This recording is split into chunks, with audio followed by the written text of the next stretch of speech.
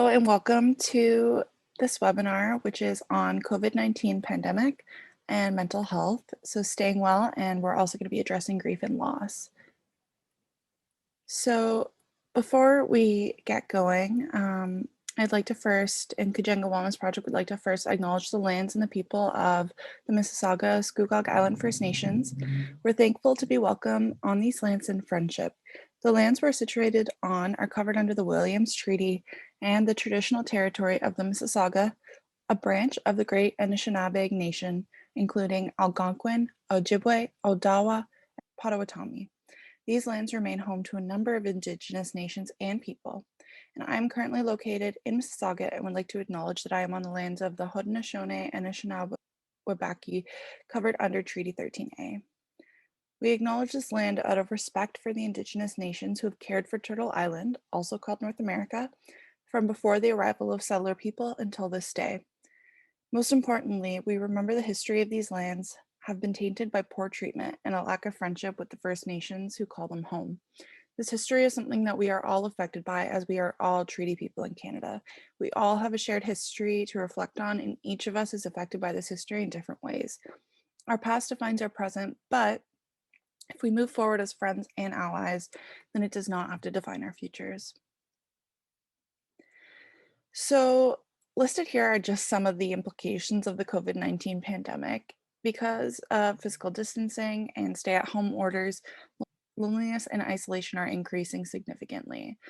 COVID can also affect relationships, so the disruption in routine, there's increased demands, and there's either more time spent together as a family or even less time, depending on the circumstances, and that can cause strain between family members and partners as well. Burnout, which is defined as mental and/or physical exhaustion from prolonged stress, is valid and real. And sometimes a bubble bath on the weekend doesn't do enough to mitigate the effects of burnout. And I really love this quote by Desmond Tutu. It says, "Hope is being able to see that there is light despite all this darkness," which is so true. Pre-pandemic nostalgia is something that I really relate to. Just missing the times before the pandemic, missing the social interactions. And if you're also feeling the same way, that is completely normal and so valid. And it's important not to ignore the economic implications of COVID, because those can definitely impact mental health, from the stressors of working from home, taking care of kids who are doing online school, or experiencing a potential job loss due to the pandemic. So there's a lot of different ways that the current state of the economy, as well as the way that COVID's affecting it, can impact mental health. And of course, touch is so important as social beings. We are all social, and losing touch and not knowing when it's going to come back or when we are able to hug our loved ones again can be also incredibly hard to cope with. So looking at staying well in COVID and taking care of ourselves while we're practicing physical distancing.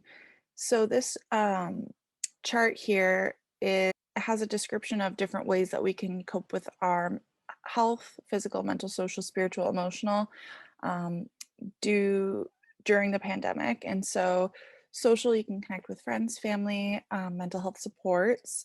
So just making sure you have that support system, some people you can turn to.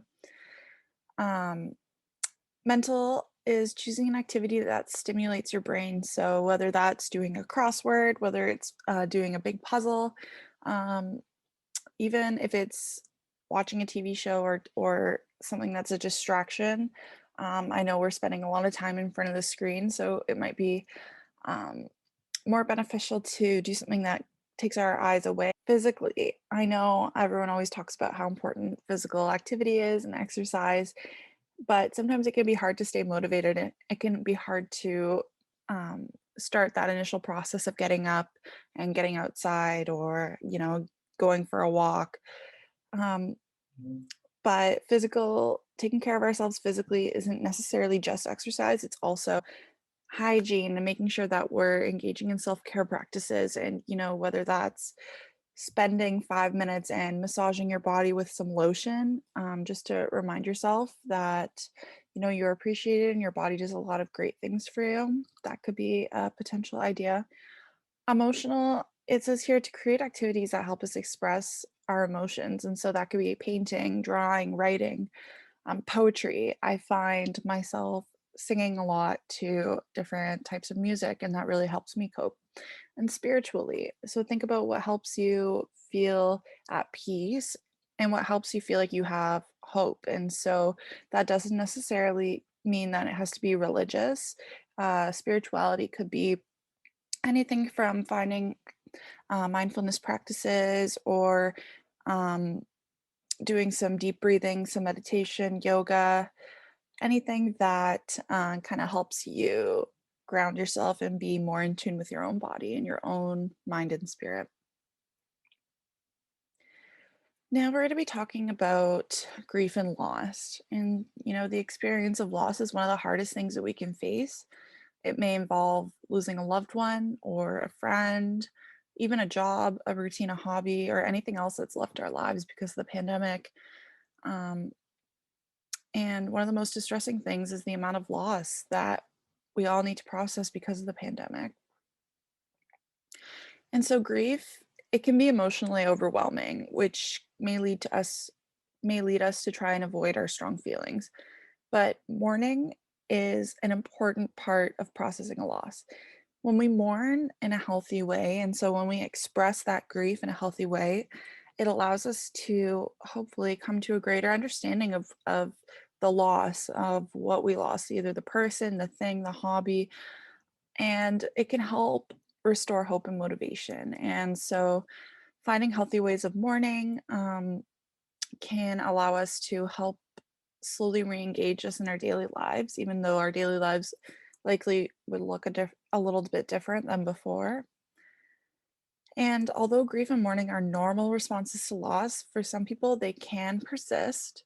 And these are some of the symptoms.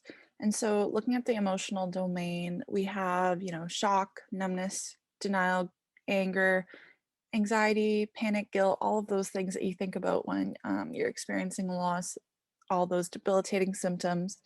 But there is also physical symptoms. And so these could be tied to things like anxiety, but they could also be separate as well. So experiencing a loss of appetite, or maybe you are overeating to cope, or experiencing headaches, stomach aches, chest pains. All these are all symptoms of grief and loss. And so on the behavioral and cognitive kind of area, we could experience poor concentration or forgetfulness, decrease in motivation, that kind of can't get out of bed feeling. Or on the other side, there could be restlessness or overactivity or constantly staying busy and staying engaged so that your mind doesn't have to think about that loss. Socially, often people who are experiencing a grief or loss might withdraw from routines and relationships, and they might subsequently experience increased loneliness and isolation. And spiritually, one's faith might be challenged. So they might be asking questions of why me, or why now, or what happened that I deserved for this to happen to me. And that's completely normal as well.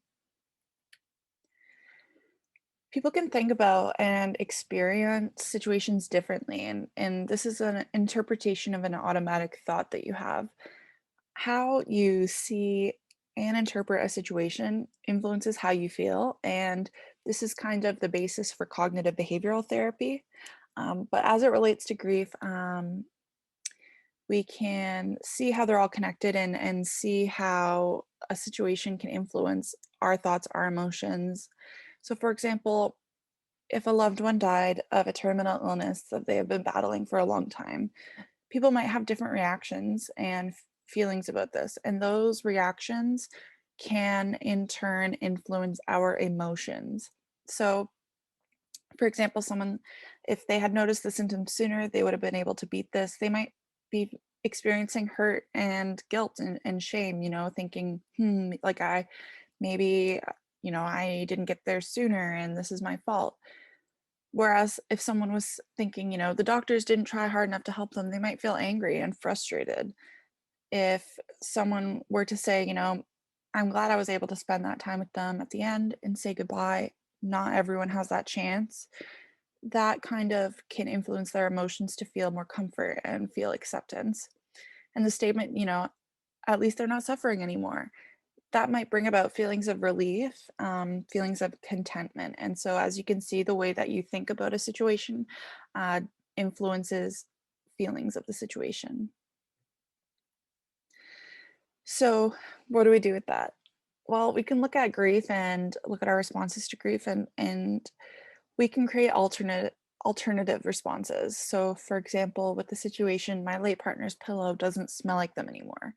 Well, this person's reaction can vary in different ways. They could think, oh, I'll never be okay again. Everything reminds me of them. And those are going to bring about different feelings than that era of acceptance. So it's okay to experience these repeated thoughts, such as, I can't handle this pain. I miss them too much. There are some actions that you can take. So you can call a friend for support. You can write down your feelings and thoughts. Take a walk or sit outside or spend time playing with the children or a pet.